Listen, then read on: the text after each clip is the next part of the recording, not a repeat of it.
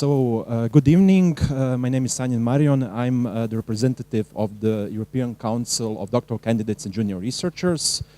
First off, I would like to apologize in the name of our president, Margot Kershaw, who wasn't able to come due to personal reasons. So I'll be doing the presentation in the name of Eurodoc. So I think I have a small technical, no, okay. So a little bit about Eurodoc, for those of you who are not familiar with it. So it's an NGO based in Brussels, which represents doctoral candidates and junior researchers across the whole Europe. Its aims are to create a community of doctoral candidates and junior researchers across Europe.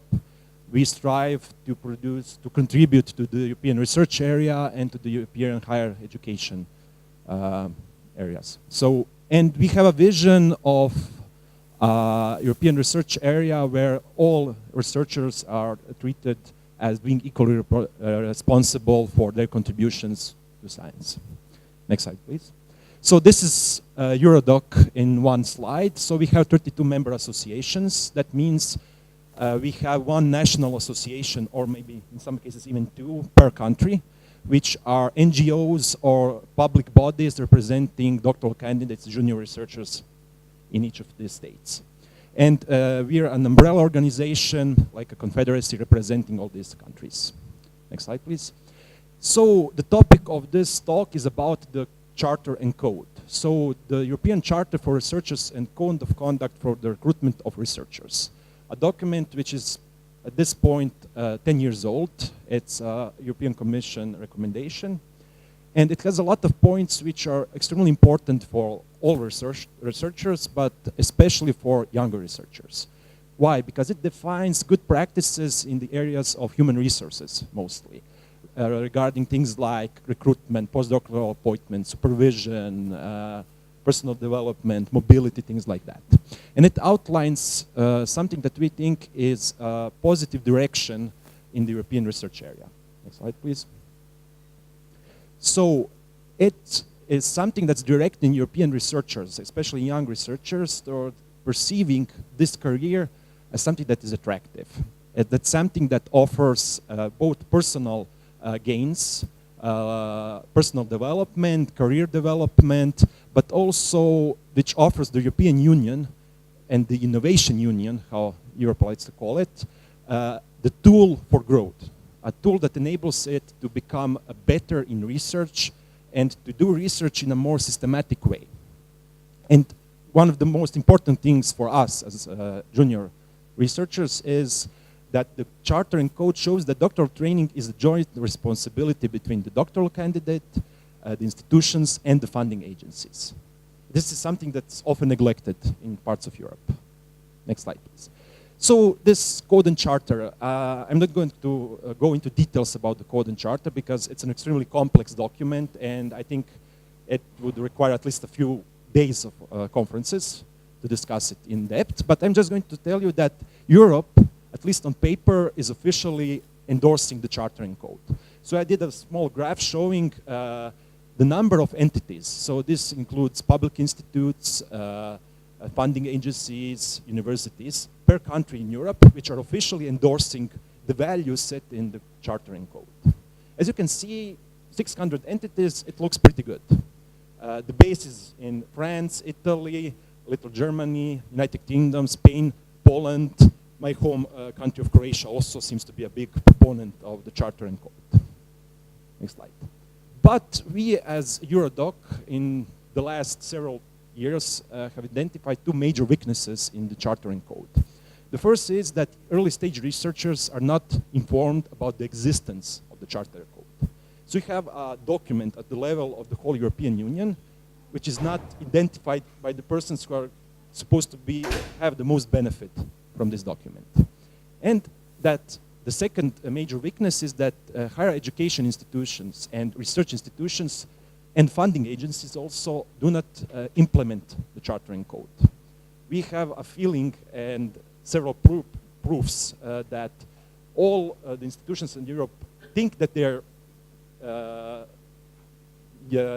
in line with the Charter and Code, but in reality, implementation is seriously lacking. Next slide, please. And this is implementation. So you can see now a graph in the same scale, color scale, the number of institutions in Europe which do not endorse, but which have the human resource excellence in research logo. So institutions that have formally been recognized as having an excellence in human resources in research. If you can just go 2 places back, sorry, slide, thanks. So this, back to in front, this.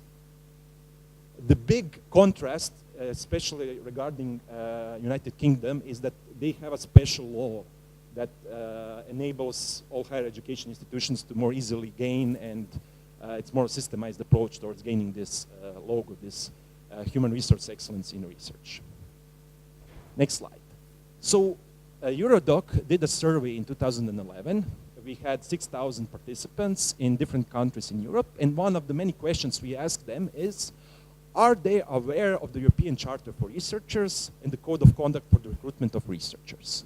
The highest percentage of positive responses was in Spain, a little above 20%, France a little below 18%, in most of Europe, it's not clearly seen, but you have so Portugal, Spain, France, United Kingdom, I think, Belgium, Netherlands, Germany, Austria, Slovenia, Croatia, Norway, Sweden. The percentages are around 5%. So 5% of the early stage researchers in Europe are not aware that this document exists. Next slide. Next thing is that Eurodoc, as an umbrella organization of 32 national associations, has a lot of experience in communicating with its national associations. We get feedback from them, and we learn what are the problems at the national level that they're facing. And the most recent survey done at the beginning of this year, where we asked our national associations to tell us what are the priorities, what are the main topics that they're pursuing at the national level. And the topics they're interested are most of the topics that should be solved if the charter and code is implemented. So employment conditions, employability, research and research careers, relationship with the supervisors, doctoral training versus doctoral students. So they are mostly interested in doctoral programs in Europe transferring from a study approach, which is prevalent in most countries in, for example, Eastern Europe, to a more to a more learning by doing approach. So no official coursework, just research, science, and some kinds of personal development in generic skills, transferable skills. Next slide, please. So now the question is, what is the context and why is this important? Why is it important that the code and charter seems to not be implemented well? Why is this important for early stage researchers in Europe? So this is data based on the European Commission Research and Innovation Performance in the EU on each country. So we have here a graph showing the production of new doctoral graduates per 1,000 population in the age groups 25 to 34. What you can clearly see here that some countries are producing a lot of PhDs. Some have a low level of production. But at this level, it's not informative, it's just useful. So we have a lot of highly intellectual workforces that we can use to produce the innovation union, that we can use to push research towards its frontiers. Next slide, please. Then we can take a look at the same data source, and we can take a look at how this number of new doctoral graduates per year is changing in the time frame from 2007 and 2012. And we see that most countries have a slow rise in the number of new doctoral candidates. Some countries have an extremely large rise in the number, so in this case, Romania and Croatia. Some countries have an extreme reduction in the number of new doctoral graduates, Portugal and Poland. Next slide. And then we correlate it to another graph. This is the growth rate of the research and development intensity, so funding oriented toward research and development. So if I can get the previous slide again. Next slide. See the contrast. So most of the countries have a lower percentage of increase in research and development. Some countries, Croatia and, not clearly seen here, the United Kingdom have, although they're increasing the number of PhDs, new PhD graduates per year, they're decreasing their research and development spending. So the question is, if you have more people working, but less money for them, can they do their job in a good way? Can they receive additional trainings that are necessary for them to become better scientists, better members of the community? Next slide, please. So the question is, can the infrastructure follow the increase in PhDs? What we think is happening is that the perception of the value of the doctorate is being lowered. Why?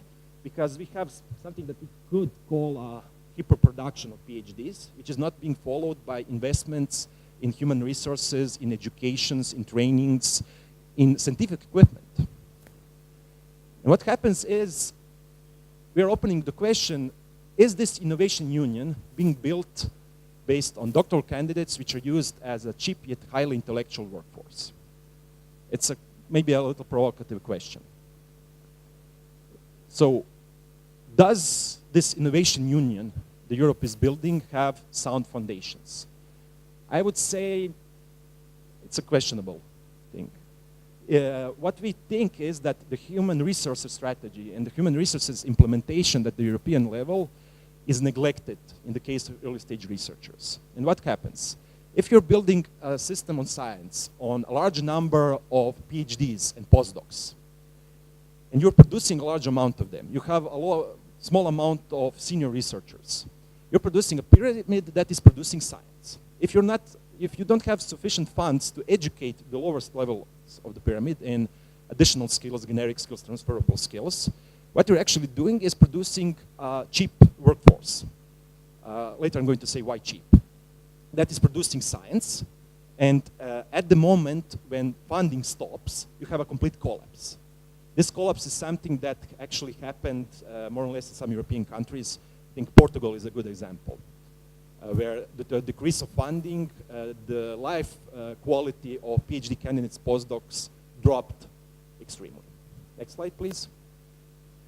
So we have a hyperproduction of PhD candidates and we have a hyperproduction of postdocs. Where are these people going?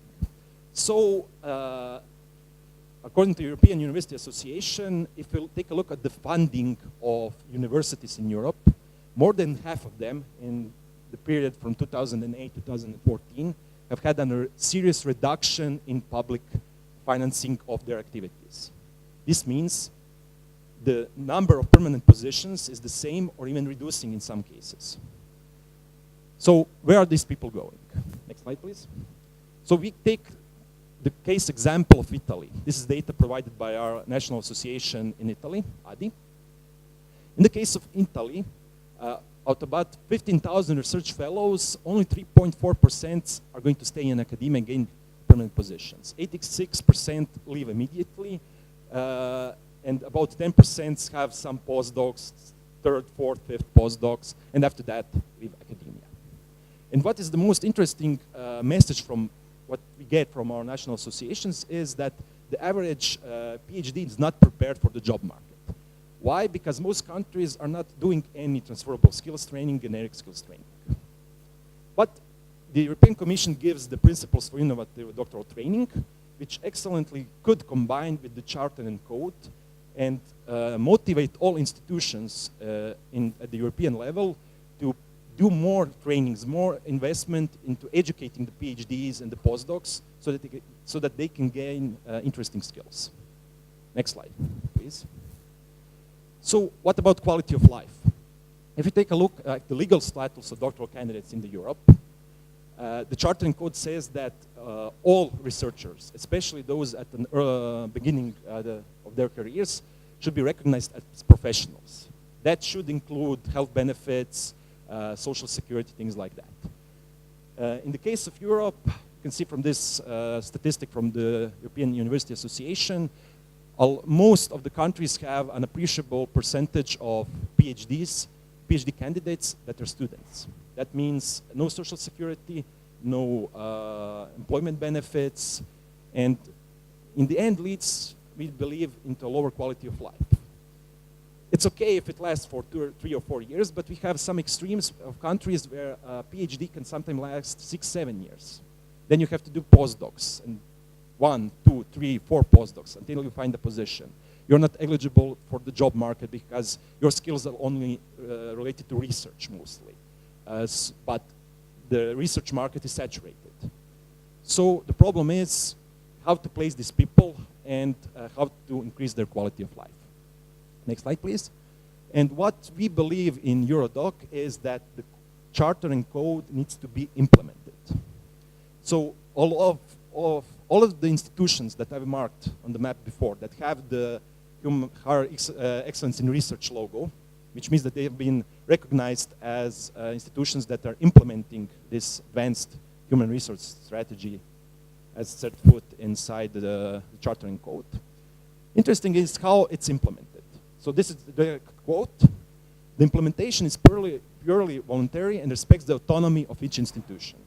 Second point, based on an internal self-assessment. Third point, straightforward, offering a light touch in terms of administration and procedures.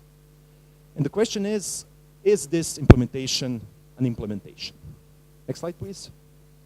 So I'm already going to conclude. So after this 10 years since the charter and code has been set forth, we've seen that the awareness of the charter and code is low. The implementation seems to also be low. The strategy logo provides some concrete motivations to institutions to have it, but it doesn't seem to provide concrete motivations to implement it in truth. And we have some countries, some examples. One of them is Poland, Croatia, where you have a lot of institutions that are endorsing or even have this logo, but that are actually not conforming to it. Somewhere between the self-assessment and gaining the logo, there seems to be a problem. And what we think is that this implementation and any subsequent quality control is the key to the problem. So enforce endorsement of the charter and code to researchers. We think that also the quality control for the logo should be enhanced. And we think that it should probably be open to discussion whether such a document should at some point become a binding document for quality assurance in the European research area. Thank you for your attention.